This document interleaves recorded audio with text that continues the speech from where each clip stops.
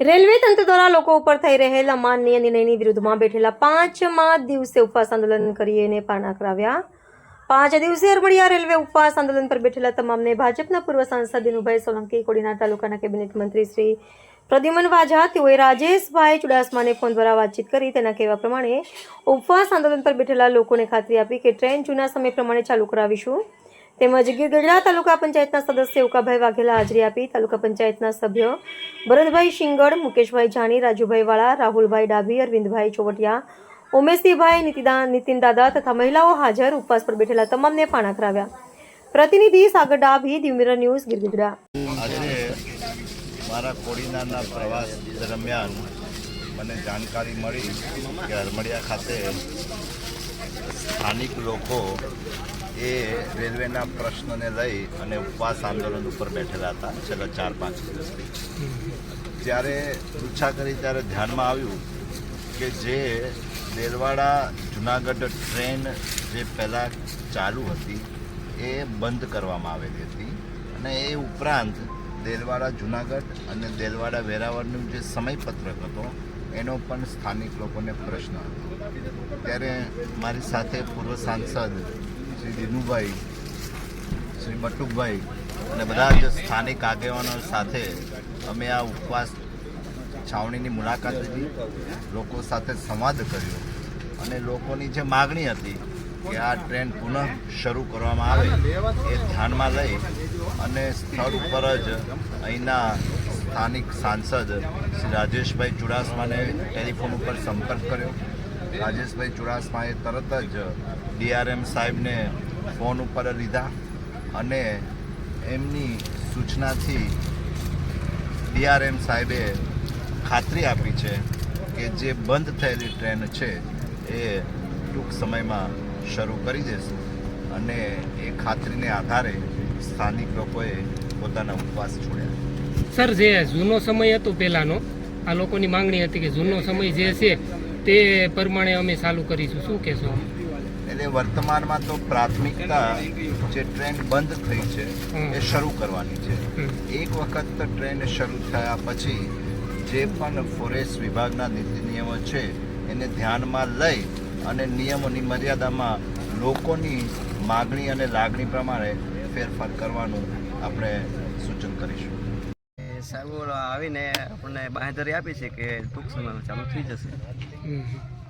ચાલુ થઈ જશે એટલે કે જે પહેલાંના જૂના સમય પ્રમાણે ચાલુ થશે કે અમે તો રજૂઆત જૂના ટાઈમ માટે કરી છે, હવે જે રીતે એનું ગોઠવવામાં આવે એના પર આધારે છે। અત્યારે જે છે ને જુનાગઢ દેલવાડા ટ્રેન બંધ હતી ને એને ચાલુ કરવા માટે દિનુભાઈ અને આપણા પ્રદ્યુમનભાઈ વાજા ખાતરી આપી છે કે આ વહેલી તકે ચાલુ થઈ જશે। તેમજ જે વેરાવળ દેલવાડાનો ટાઈમ ટેબલ ચેન્જ માટેની જે ઓલું હતું એ ફોરેસ્ટ વિભાગની હિસાબે થોડુંક એમાં વાર લાગશે, પણ એ પણ જૂના ટાઈમ ટેબલ પ્રમાણે કરાવી દેશે। આ જે ટ્રેન ચાલુ થશે એ કઈ ટાઈમ ટેબલમાં ચાલુ થશે? અત્યારે તો જે હાલતું હતું હમણાં એ રેગ્યુલર ટાઈમ ટેબલ, જે જૂના ટાઈમ ટેબલ પ્રમાણે થતા વાર લાગશે। હા, એ કન્ટિન્યુઅસ કરતા વાર લાગશે થોડી, અને એ પછી નહીં થાય તો આપણે આગળ પાછી રજૂઆત કરશું એ માટે અનુકૂળ ટાઈમ ગોઠવી અને આવક ઓછી દર્શાવી દીધી છે। ને હાલ અત્યારે ટ્રાફિક મળે જ છે અને મળતી હતી પણ તેના ફોટા પણ અમારી પાસે છે કે માણસો ઉપર બેસીને જતા એમાં આટલી ટ્રાફિક એમાં રહેતી।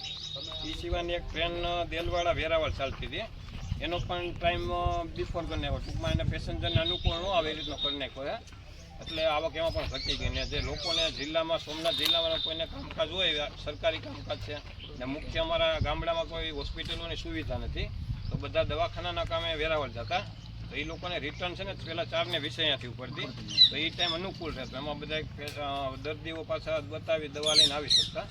તો આ ટાઈમ ચેન્જ થતા એ સુવિધા અમારા હાથમાંથી રહી ગઈ ગામડાના લોકો પાસેથી। હા, છેલ્લા 9-10 વર્ષથી એને કરી નાખી છે આવું। તો અમે એ કહીએ છીએ કે રાજુલામાં ને જો બધી કોઈ ચાલતી હોય ટ્રેન તો આપણે શા માટે ચાલે? આપણા ભારત દેશમાં 2 કાયદા છે કે ત્યાં ચાલવા દેવી ને આપણે આ ટ્રેન ન ચાલવા દેવી, તો એ મુદ્દો અમારો સ્પેશિયલ છે કે અમને જે અનુકૂળ હતો। આપણી ટ્રેનનો એરિયા અને રાજુલાનો ટ્રેનનો એરિયા, આપણે એ ટ્રેન નેશનલ પાર્કમાંથી પસાર થાય છે, એ નેશનલ પાર્ક એરિયા આ તમારા મગજમાં એટલે હું તમને પદ્ધતિ કાઢતો જાઉં જેટલું મને મેં આનો અભ્યાસ કર્યો એ વાત તમને।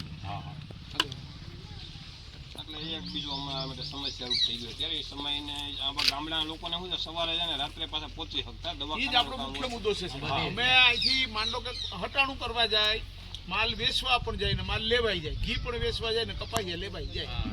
એટલે ઈ એક યોગ્ય ટાઈમ હોવો જોઈએ, ઈ એક માંગણી છે. બીજી આ દવાખાનાની માંગણી, સવારમાં જાય એટલે સાંજે પાછા રિટર્ન. પણ એમાં જે પણ બીજું સૂચન છે એ હાઈકોર્ટનું બી છે, રેલવે ખાતાનું બી. બે વસ્તુ તમારે ધ્યાન દોરતો કે અંધારું થાય એ પહેલાં રેલવે નેશનલ પાર્કમાંથી બહાર કાઢી લેવી. એમાં એ લોકો ખોટાથી સાચા છે અને હુકમો થયા છે એની નકલોય મારી પાસે. મને આજને આગળ અહીંયા આવી જવાનું તો ખબર નહોતી, એટલે હું તમને મોકલાવી આપીશ. પછી આગળ વધુ બીજું શું કે ભાઈ આ રૂટ ઉપર આપણે એને કોઈ સિંહો કપાણા નથી. એમ કે રાજુલામાં જે સિંહોનું મરણ થયું છે એ આપણી લાઈન ઉપર થયું નથી એમ. એટલે આ એક અન્યાયી વાત થઈ કહેવાય આપણા માટે. ને ત્રીજો મુદ્દો અમારો એવો ઉનાળુથી પૂરી જાવ મારું માનવું, આપણે હરમડિયાના જ પ્રશ્નો ઉપર રહ્યો. તમે અહીંયાના પ્રશ્નો રહ્યો. સરકાર, હું તમને આજે કહું કે દિલ્હીમાં અને મુંબઈમાં બેયમાં એરપોર્ટ